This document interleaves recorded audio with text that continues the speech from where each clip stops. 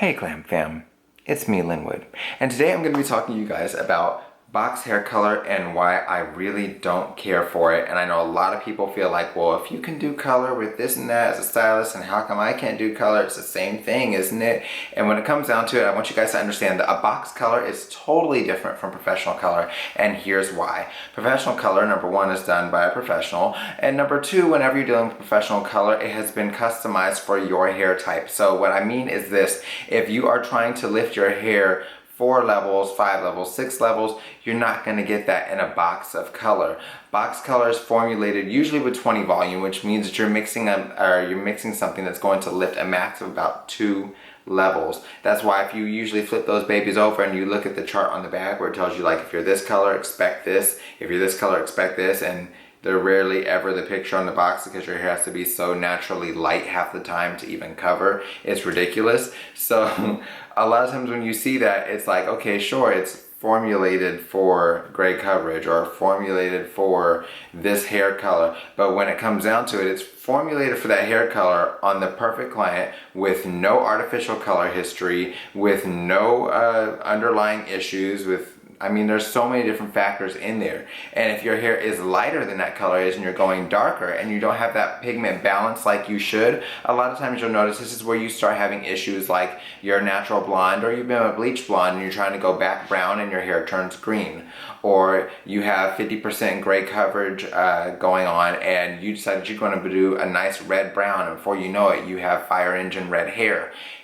Understanding that box color is not foolproof, it is not formulated for every head of hair, is one of the best things that you can do in terms of understanding why you would need to see a professional and in what instance you need to do so. Now, if you're doing something like black where you're depositing only, in most cases that can be difficult to mess up, but trust me, I've seen that mess up in a plethora of instances.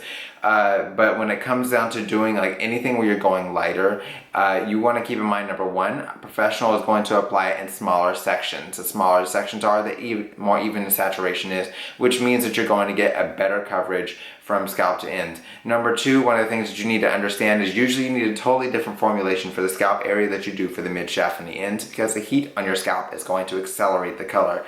That doesn't come in a box either, which is why so frequently you'll see people where they color their hair blonde and they end up super blonde at the roots and almost brown on the mid shaft. It's because the heat from their scalp accelerated the color and made it end up where it needed to be. It's the same way with professional color. The only difference is professional education goes with it. So understanding that it's not all about the product that you apply, sometimes it's about the method in which it's applied. And then of course it comes down to the quality of that product. A lot of times when you're looking at box colors or box dyes, as most people would say, you have metallic dyes that are powering that color. Oftentimes they don't mix well with other chemicals. They look really nice when you first do them, but they ultimately lead to fading, dullness, brittleness, dryness, and damage in the hair over time. So a lot of times when I see people where they're doing colors on their hair and they're changing it up frequently, understanding that they're constantly treating that hair with ammonia and pulling it through every single time not only gives you uneven color results and color banding, it also will cause you to have a plethora of issues with tangling, with breakage, with brittleness, with split ends, with dryness, and of course with color fade. So a lot of times you'll see people where that color looks great and then a week later it looks like, honey, what happened? While it still looks somewhat nice at the scalp area. A lot of times it's because that overlapping of the ammonia so many times has caused such damage to that hair and blasted those cuticles so wide open that now the hair is porous and it's causing all of that to escape out. So if you're considering doing color and you're thinking about doing box color, I would highly advise against it. But of course, you're an adult, or maybe you're not, but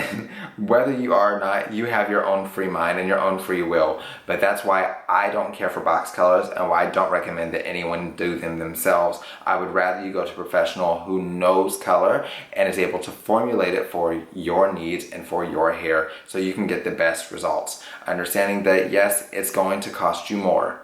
But there are many instances where I've seen people use box color and then have to turn around and literally pay me hundreds, if not thousands, to fix the mess that they made.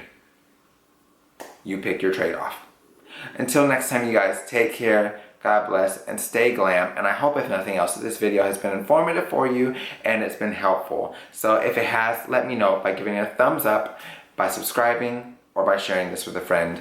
Or of course, you can just tell me in the comment box down below. Until next time, you guys, take care, God bless, stay glam, and you know I love you, boo. Bye.